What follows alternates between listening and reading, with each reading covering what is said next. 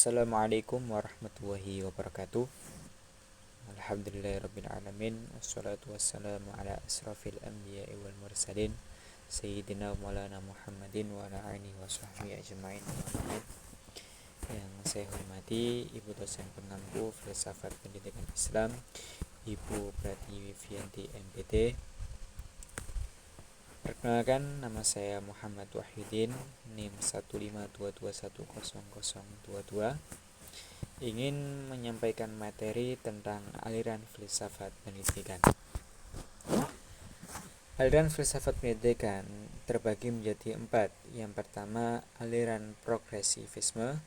Yang kedua, aliran esensialisme. Yang ketiga, aliran perennialisme. Dan yang keempat, aliran rekonstruksionisme. Nah, pertama, saya akan menjelaskan tentang pengertian aliran progresivisme. Progresivisme merupakan aliran filsafat pendidikan modern yang menghendaki adanya perubahan pelaksanaan pendidikan menjadi lebih maju. Aliran ini mengutamakan penyelenggaraan pendidikan di sekolah, berpusat pada anak didik, dan menjadikan pendidik hanya sebatas sebagai fasilitator, pembimbing, dan pengarah bagi peserta didik. Nah, adapun tujuan dari aliran progresivisme dalam pendidikan ialah ingin merubah praktik pendidikan yang selama ini terkesan otoriter menjadi demokratis dan lebih menghargai potensi dan kemampuan anak didik, serta mendorong untuk dilaksanakannya pembelajaran yang lebih banyak melibatkan peserta didik. Nah, dengan menerapkan aliran progresivisme dalam pendidikan, harapannya nanti dapat membawa perubahan dan kemajuan pendidikan di Indonesia menjadi lebih berkualitas sehingga mampu mewujudkan tujuan pendidikan nasional Indonesia. Nah, tokoh-tokoh yang berperan dalam aliran progresivisme. Yang pertama, John Dewey tahun 1859 sampai 1952 Masehi. John Dewey merupakan filsuf asal Amerika Serikat. Dia termasuk mazhab pragmatisme. Di sisi lain, John Dewey terkenal juga sebagai kritikus sosial dan pemikir di bidang pendidikan. John Dewey mengatakan di dalam teori pendidikan progresivismenya, di mana beliau lebih menekankan kepada peserta didiknya dan minat peserta didik daripada mata pelajarannya sendiri. Yang kedua, William James tahun 1842 sampai 1910 Masehi. William James adalah seorang filsuf yang terkenal sebagai salah satu pendiri mazhab pragmatisme dan sebagai seorang psikolog terkenal, di mana dari pemikiran psikologinya kemudian menunjukkan psikologi pendidikan di dunia barat pada abad ke-19. William James juga berpendapat bahwa fungsi otak atau pikiran harus dipelajari sebagai bagian dari mata pelajaran pokok dari ilmu pengetahuan alam. Yang ketiga, Hans Wenger tahun 1852 sampai 1933 Masehi. Hans Wenger merupakan seorang filsuf Jerman yang terkenal sebagai sarjana Kant. Hans Wenger berpendapat bahwa satu-satunya menjadi ukuran bagi pikiran atau berpikir adalah kegunaannya untuk mengetahui serta mempengaruhi kejadian-kejadian di dunia. Pengertian aliran esensialisme. Esensialisme merupakan aliran yang berakar pada suatu pembelajaran mata pelajaran yang bersifat dasar. Esensinya merujuk pada sesuatu yang perlu tentang suatu objek, subjek, disiplin, dan suatu contoh. Aliran filsafat esensialisme itu menekankan pada kebudayaan, keterampilan, dan pengetahuan, serta memperkuat nilai kedisiplinan. Sehingga dalam praktiknya pada pendidikan nanti, aliran ini mampu menegaskan bahwa sekolah-sekolah haruslah tetap mempertahankan metode-metode pembelajaran yang bersifat tradisional. Pembelajaran menggunakan metode teacher-centered yang dimana proses belajar mengajar, guru berperan sebagai mediator yang mentransfer ilmu pengetahuan kepada peserta didik, sedangkan peserta didik hanyalah memiliki tugas belajar dan tidak dianjurkan mengatur dan mengelola kelas, sehingga para peserta didik menjadi pasif. Tujuan esensialisme dalam pendidikan ialah untuk meneruskan warisan budaya melalui pengetahuan inti yang terakumulasi dan telah bertahan dalam kurun waktu yang lama, serta merupakan suatu kehidupan yang telah teruji oleh waktu dan dikenal oleh semua orang. Pandangan esensialisme terhadap pendidikan. Esensialisme memandang bahwa pendidikan haruslah berpijak kepada nilai-nilai yang memiliki kejelasan dan tahan lama, yang memberikan kestabilan dan nilai-nilai tinggi yang tata dan jelas. Tokoh-tokoh aliran esensialisme ada 7. Yang pertama, Desiderius Erasmus, akhir abad ke-15. Yang kedua, Johann Amos Comenius, tahun 1592 sampai 1670. Yang ketiga, John Locke, tahun 1632 sampai 1704. Yang keempat, Johann Heinrich Pestalozzi, tahun 1746 sampai 1827. Yang kelima, Johann Friedrich Froebel, tahun 1782 sampai 1852. Yang keenam, Johann Friedrich Herbert, tahun 1776 sampai 1841. Yang terakhir, William T. Harris, 1835 sampai 1909. Pengertian aliran perennialisme. Perennialisme adalah filosofi pendidikan yang berpusat pada guru yang berfokus pada ide-ide abadi dan kebenaran universal. Untuk memperjelas, perennialisme menyarankan bahwa fokus pendidikan haruslah pada ide-ide yang telah bertahan selama berabad-abad, yang meyakini bahwa ide-ide tersebut relevan dan bermakna saat ini seperti ketika mereka ditulis.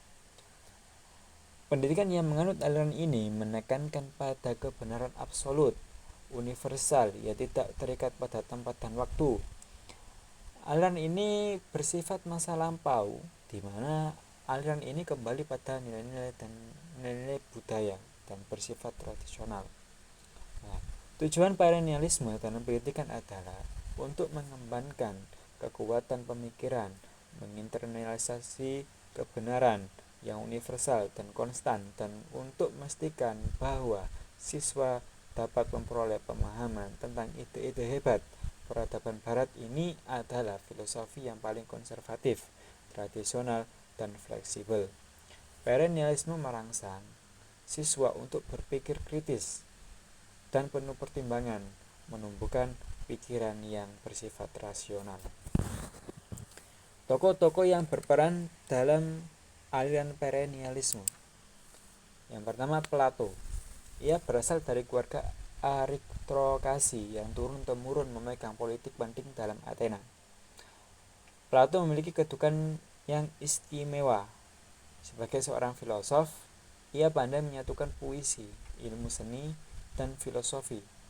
Menurut Plato, pendidikan adalah membina yang sadar dan melaksanakan aspek kehidupan pendidikan yang ideal harus didasarkan pada faham, kemauan, dan akal. Yang kedua, R.T. Madler. R.T. Madler ialah seorang penulis pelopor pendidikan filsuf Amerika Serikat.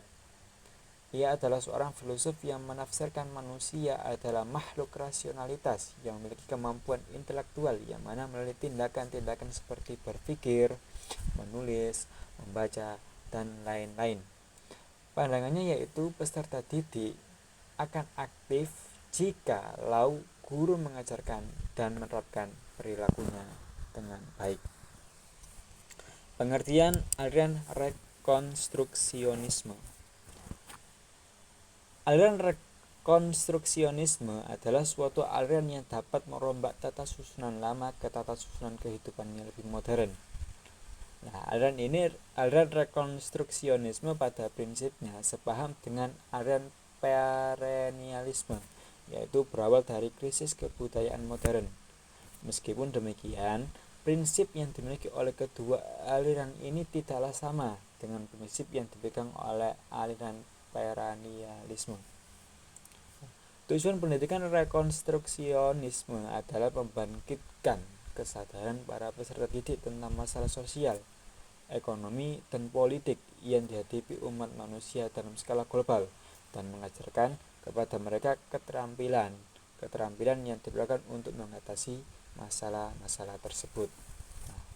Aliran rekonstruksionisme dalam pendidikan tidak berjalan dengan baik dan kurang efektif. Pernyataan ini muncul dikarenakan banyaknya masalah-masalah tindakan kecurangan yang terjadi di sekolah. Misalnya, pada saat ujian, banyak siswa